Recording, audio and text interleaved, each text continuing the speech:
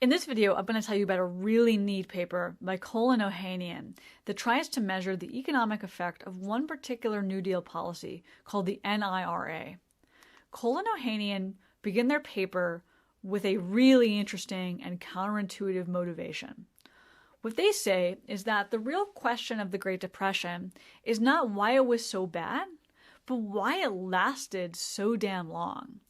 And so take a look at this table and let me highlight to you what's really kind of eerie and interesting about it. The column that you want to take a look at here is TFP from 1934 to 1939. TFP here, so the number 100 for all of these variables is the 1929 level. And so what you see is that TFP has recovered to its 1929 level by approximately 1936. TFP is production at the production possibilities frontier. This means that this economy has recovered its efficiency by 1936. That should be the end of the Depression, but it is not. GNP is far behind its 1929 level. Consumption and investment are way far behind the 1929 level. But look what's going on the right-hand side. The manufacturing wage is really high, much higher than its 1929 level, while hours worked are way lower. There is something really funny going on in this economy. Cole and Ohanian argue that the way you can understand what's going on is by exploring this policy, the NIRA. This paper is super neat. I recommend you take a look at it. Cole and Ohanian, these are both professors at UCLA. They are macroeconomists, so the flavor of this paper is it is a calibrated macro model.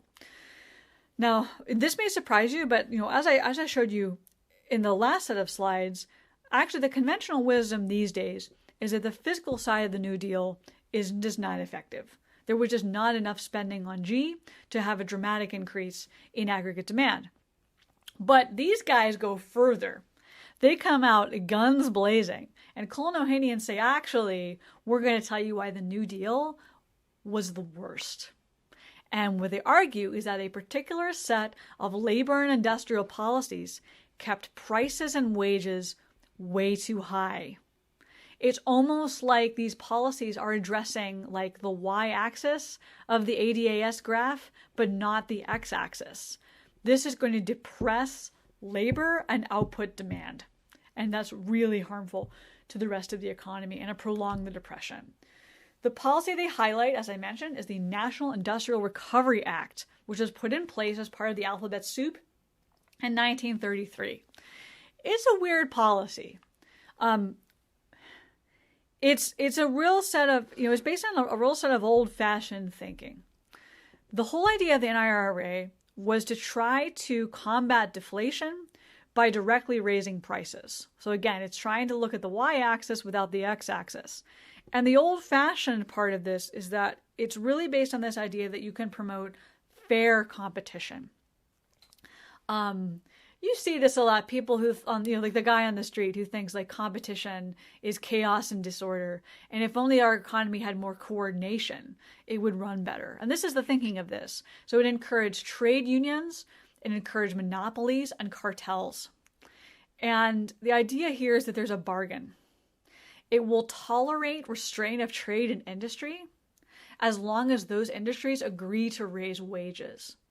And like you can appreciate the spirit of this, right? Like the depression's going on, let's try to raise wages. But the problem is that when you raise wages, you're only helping people who are employed. Okay? So that's why hours worked is way down, but wages are way up. By the way, this act also included something that is very popular in the American memory, which is the Public Works Administration, which built a lot of infrastructure all around the country, a lot of which is still standing. Now, in the end, the NIRA was actually declared unconstitutional in 1935, and so it was reorganized. And so parts were spun off into their own departments. And one thing we remember now is that the WPA is spun off to be by itself, and we got the National Labor Relations Act, which is still around, in which further strengthened labor rights, but not as extremely as what was allowed by the NIRA. So something that the NIRA allowed that is not allowed today is what was called a sit-down strike. And what's particularly, disruptive about a sit-down strike is that the strikers, they're not outside the factory picketing. The strikers are inside the factory, sitting at their machines. No work can happen in a sit-down strike. I mean, it is just a paralyzing kind of strike. It is super effective, of course, if you're on the side of labor, but it gives labor an enormous amount of power. And maybe, the negotiation between labor power and public power, that's, of course, a matter up to the political system, and we've decided it's too much. So there are no sit-down strikes allowed anymore. These are really effective. So this is a really famous one at the Fisher Body plant in Flint, Michigan. So if you look this up, there's some really incredible pictures of some of these sit-down strikes. And so indeed, real wages were really, really high. So take a look at manufacturing wages from 1930 to 1939. They're incredibly high, and they keep getting higher. 123% of 1929 real wages in 1939. Look at bituminous coal, petroleum. Now, what also is interesting about this table that I really like and find convincing is the rows for anthracite coal and farm wages, because anthracite coal and farm labor were exempted from the NIRA. So here, what you see here is what would have happened to maybe the rest of industry had there been no NIRA. So you can see the effect of the NIRA in like manufacturing and bituminous coal. That's really convincing to me. And also on the other side, prices were crazy high. Just to highlight a couple of these rows, I mean, like, look at rubber, you guys. Look at the price of rubber. 500% of the 1929 level. It's incredible. Leather, all of these. So again, like anthracite coal is exempted. So the anthracite coal price is lower. Pick a row. These are incredibly high prices. And you guys are economists. This is not great for trying to increase output through consumption, right? If we move along the aggregate demand curve, this is only going to depress output. This is really bad for trying to solve a depression. And so again, the way that they build this model, they build this paper, is they have a model and they calibrate it to real data. And they are able to run experiments using their model. And you can see a lot of this played out here. It's a confusing looking table, but what you can focus on are the variables chi and omega, which looks like the little W. So omega is like a measure of the power of the cartel. So as omega is higher, the cartel is more powerful. And chi is a measure of how much of the economy is cartelized. And so take a look at the bottom panel where there's a lot of cartels, and look at the top rows where the cartels are really powerful. And what you can see here is that output is super depressed and employment is super depressed. Now the cartel wage is actually lower because the cartels are powerful relative to labor. If you see when the cartels aren't as powerful relative to labor, you can see the wages go way up. So this is a really cool model.